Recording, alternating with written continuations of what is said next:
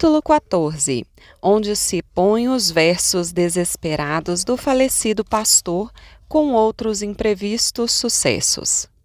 Canção de Crisóstomo. Já que queres, cruel que se publique, de boca em boca e saiba toda gente, de teu rigor tão rude toda a força, farei que o próprio inferno comunique ao triste peito meu um som dolente, que minha voz transforme e o tom lhe torça, e a par de meu desejo que se esforça por contar minha dor e tuas manhas. Da pavorosa voz se escuta o acento, e nele misturados, ó tormento. Pedaços destas míseras entranhas, escuta, pois, e presta atento ouvido, não ao mavioso som, mas ao ruído que sai do fundo deste amargo peito, levado por delírio imperioso, trazendo gozo a mim, a ti, o despeito. O rugir do leão, o tenebroso uivar do fero lobo, o silvo horrendo de escamosa serpente, o formidável. Bufido de algum monstro, o pressagioso, crucitar de uma gralha, o som tremendo. Do vento ao se chocar com o mar instável, do já vencido touro, o insopitável. Bramido e o meigo arrulho, triste e terno. Da rola solitária, o triste canto, de um invejado mocho e mesmo o pranto. De toda a negra corja lá do inferno, misturem-se num som a alma dolente, e saiam de maneira tão pungente que se confundam meus sentimentos todos, pois a dor tão cruel que em mim habita, para ser dita, pede novos modos. Desse alarido tal, nem mesmo as águas do Pai Tejo ouvirão as queixas ternas, nem do famoso Betes as olivas, pois hão de se espalhar as minhas mágoas por penhas colossais, fundas cavernas. Com morta língua e com palavras vivas, ou por escuros vales ou esquivas, praias despidas de um convívio humano, ou onde do sol não se viu clarão, ou entre a venenosa multidão de feras lá do líbido altiplano, pois mesmo que nos páramos desertos os roucos ecos deste mal, incertos, soam com teu rigor, tão sem segundo, por privilégio destes breves fados, serão levados já por este mundo. Mata um desdém e encobre a paciência, quer verdadeira ou falsa, uma suspeita. Mata o ciúme atroz, com rigor forte, desface-nos a vida, a longa ausência, contra um temor de ouvido não se aceita, firme esperança de uma boa sorte. Em tudo há a inevitável mão da morte, mas eu, milagre nunca visto, vivo, ciumento, desdenhado, ausente, e crendo nas suspeitas, por elas vou morrendo. E neste esquecido, o fogo ativo entre tantos tormentos nunca alcança a vista em ver a sombra da esperança. Nem eu desesperado ainda a procuro. Antes, para extremar-me na querela, ficar sem ela agora e sempre eu juro. Pode-se porventura, num instante, esperar e temer? É bom fazê-lo, se de temor a causas tão sabidas? Se por acaso o ciúme assoma adiante, hei de cerrar os olhos, se hei de vê-lo nas dores da alma aberta em mil feridas? Quem não descerrará todas saídas a cruel desconfiança, caso vir a descoberto o desdém, todas suspeitas? Ó amarga conversão! Verdades feitas, tornada a realidade uma mentira? Ó ciúmes, nestas mãos ponde uma adaga, vós, do reino do amor, tirana praga. Dai-me desdéns agora mesmo, ó soga, mas ai de mim, que nessa cruel vitória, vossa memória a dor pungente afoga. Eu morro, enfim, e já que nunca espero ventura, quer na morte, quer na vida, hei de ser pertinaz na fantasia. Direi que certo estou porque te quero, que a alma é mais livre quanto é mais rendida, do amor à dura e antiga tirania. Direi que essa inimiga me agonia, pois alma e corpo, assim, formosos têm. E se me ouvida é só por meu pecado, pois se males o amor nos tem causado. Seu vasto império em justa paz mantém, e com firme intenção e forte laço, expresso a hora fatal do extremo passo. Aqui me conduziram seus desdéns, ofertarei aos ventos corpo e alma, sem louro ou palma, em prol de novos bens. Tu, que com 100 razões tamanhas, mostras a razão que me força a pôr um termo. A vida que não gozo, pois feneço. Bem vês que dá claríssimas amostras a funda chaga deste peito enfermo, de como alegre a ti eu me ofereço. Se porventura achares que mereço, que o claro céu do teu olhar tão lindo se turbe ao ver-me morto, isso não façais, pois só quero que tu te satisfaças e que te encontre a minha morte rindo. E que esse riso em hora tão funesta revele que meu fim para ti foi festa. Mas dar-te tal conselho é inútil lida, pois hás de ter ventura redobrada, vendo acabada, enfim, a minha vida. Venha, que é tempo, tântalo sedento, do abismo atroz sem fim. Sísifo venha, sob o peso da rocha que o esmaga.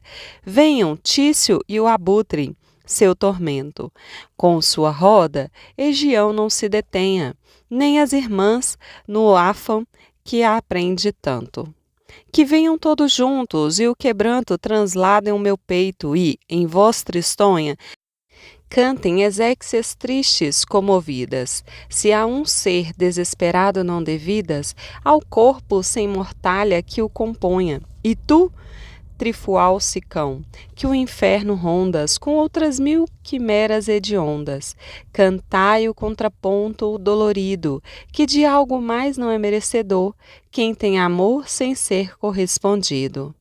Canção desesperada, não te queixes, quando esta triste companhia deixes, pois se com meu penar ainda mais cresce a ventura de quem te faz nascer, o teu sofrer tal musa não merece. A todos que a escutaram agradou a canção de Crisóstomo, mas o que a leu disse ter encontrado pouca relação com o que escutara narrar acerca do recato e bondade de Marcela, já que ali se queixava Crisóstomo de ciúmes, suspeitas e de ausência, tudo em prejuízo do bom crédito e da boa fama de Marcela.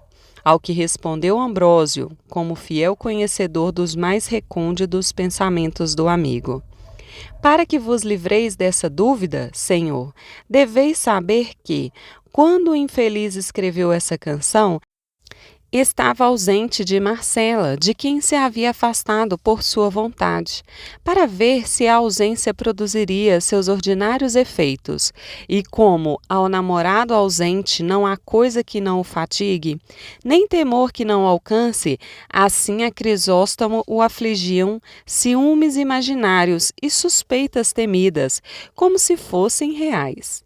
E com isso permanece intacta a verdade que a fama apregoa quanto à bondade de Marcela, que a própria inveja não deve nem pode imputar qualquer falta, salvo em dizer que ela é cruel, um pouco arrogante e muito desdenhosa. É verdade, respondeu Vivaldo. E quando ia ler outro papel dos que havia roubado ao fogo, foi perturbado por maravilhosa visão. Segundo se lhe afirmou, que inopinadamente surgiu ante os olhos de todos. Por cima da penha, onde se cavara a sepultura, apareceu a pastora Marcela, tão formosa que a formosura lhe excedia a fama. Os que não a tinham visto até então olharam-na admirados em silêncio. E os que já estavam acostumados a vê-la não ficaram menos surpresos do que os que nunca a tinham visto. Mal a divisou, falou-lhe Ambrósio, dando mostras de indignação.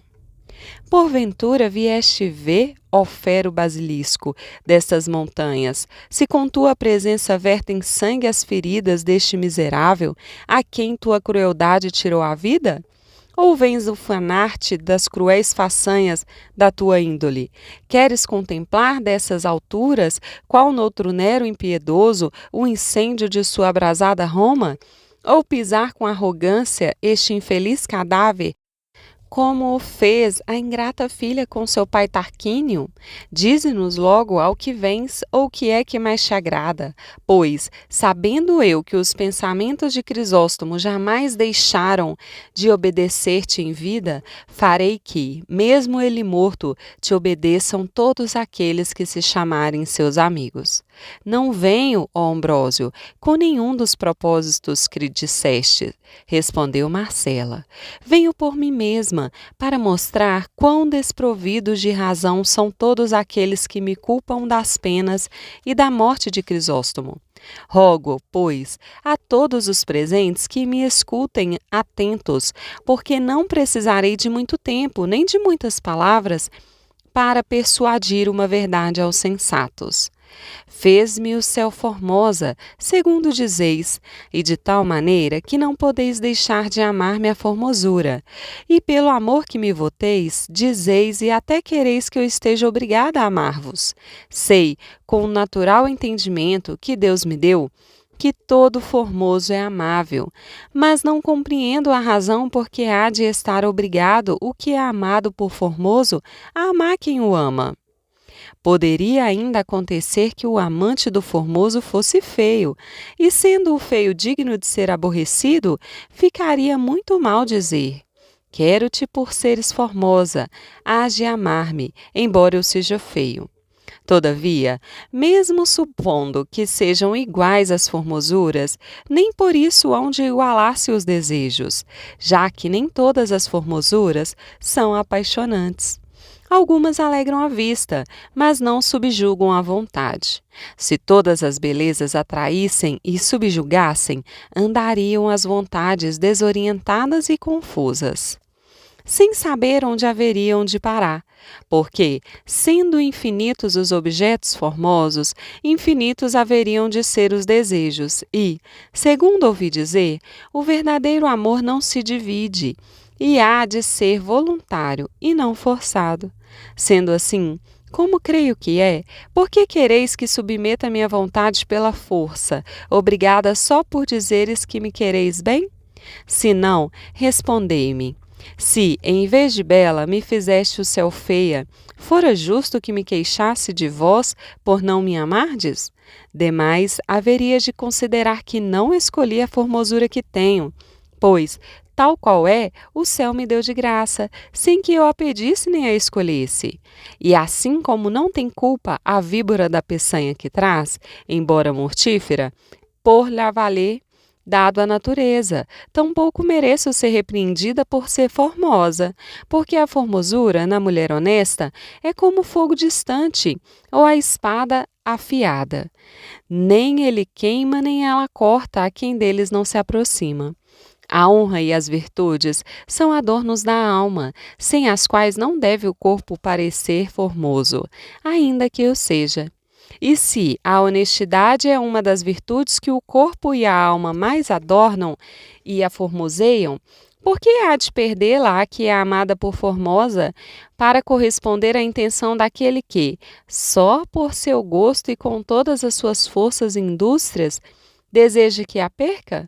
Nasci livre e, para livre poder viver, escolhi a solidão dos campos. As árvores dessas montanhas são a minha companhia. As claras águas desses regatos, meus espelhos, as árvores e as águas comunicam meus pensamentos. E minha formosura, sou fogo distante e espada embanhada. Aos que se enamorarem de mim pela vista, Desenganei por palavras, e, se os desejos se sustentam com esperanças, não as tendo eu dado a Crisóstomo nem a quem quer que seja, bem se pode dizer que antes o matou sua obstinação do que a minha crueldade.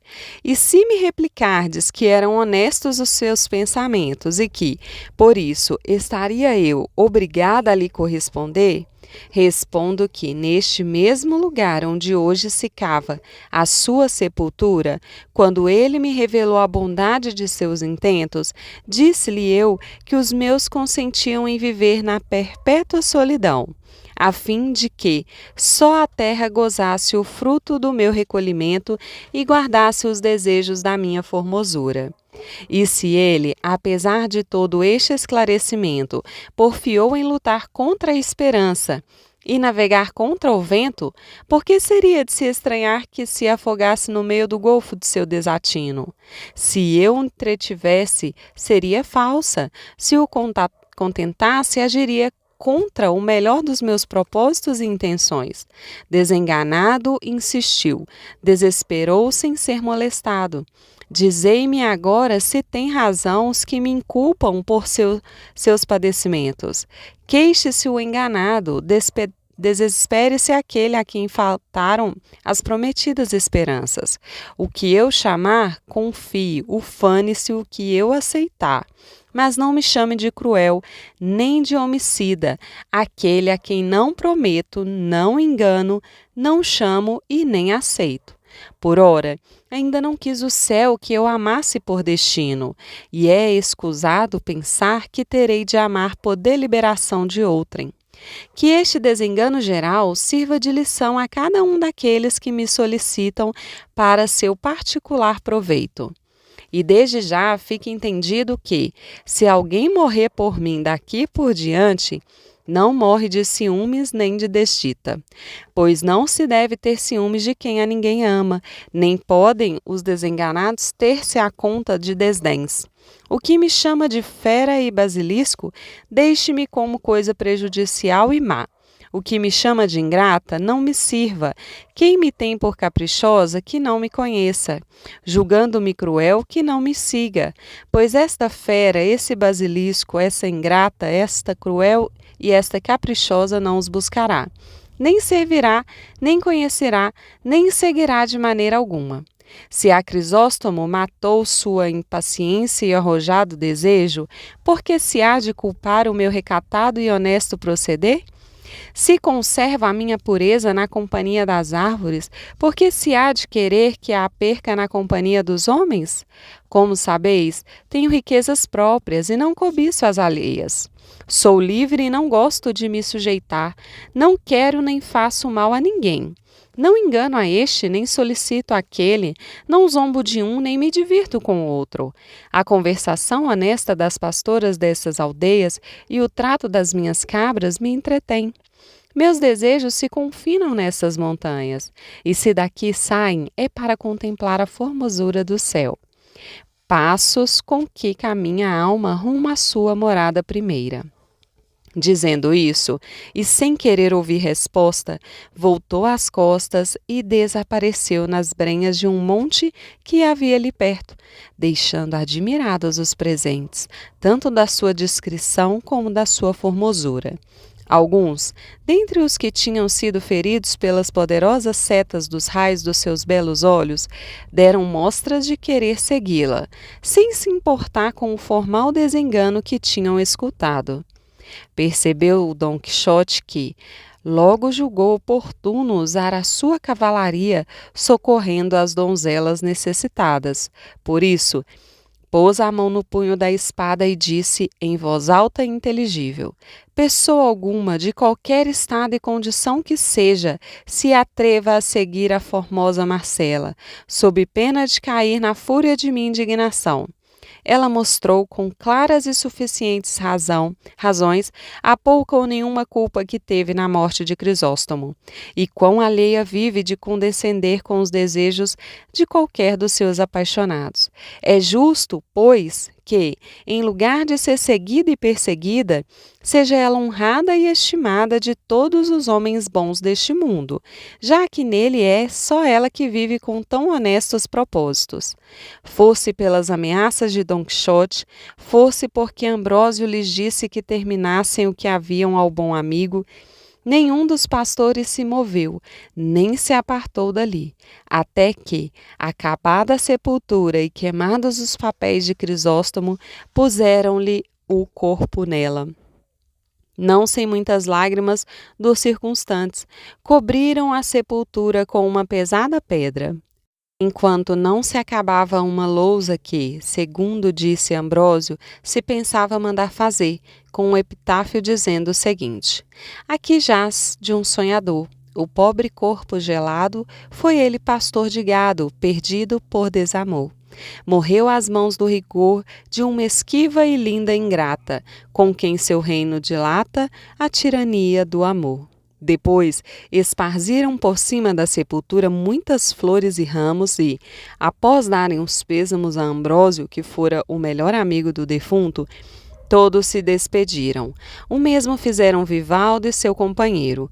Don Quixote se despediu dos hospedeiros e dos caminhantes, os quais lhe rogaram que os acompanhassem a Sevilha, por ser lugar bem apropriado para se acharem aventuras fáceis, onde em cada rua e em cada esquina elas se oferecem mais que em qualquer outro. Agradeceu-lhes Don Quixote a recomendação e a intenção que mostravam de agradá-lo, mas disse que, por enquanto, não queria nem devia ir a Sevilha, até que tivesse expurgado aquelas serras de velhacos e ladrões, dos quais, segundo era fama, andavam todas elas cheias. Vendo-lhe a boa determinação, não quiseram mais importuná-lo os caminhantes. Despediram-se outra vez e o deixaram, prosseguindo sua viagem, durante a qual não lhes faltou o que comentar, não só da história de Marcela e Crisóstomo, como também das loucuras de Don Quixote. Quanto a este, resolveu ir à cata da pastora Marcela e oferecer-lhe tudo o que podia para servi-la. Todavia, não lhe correram os fados como intentava, conforme se contará no decurso desta verídica história, cuja segunda parte chega aqui ao fim.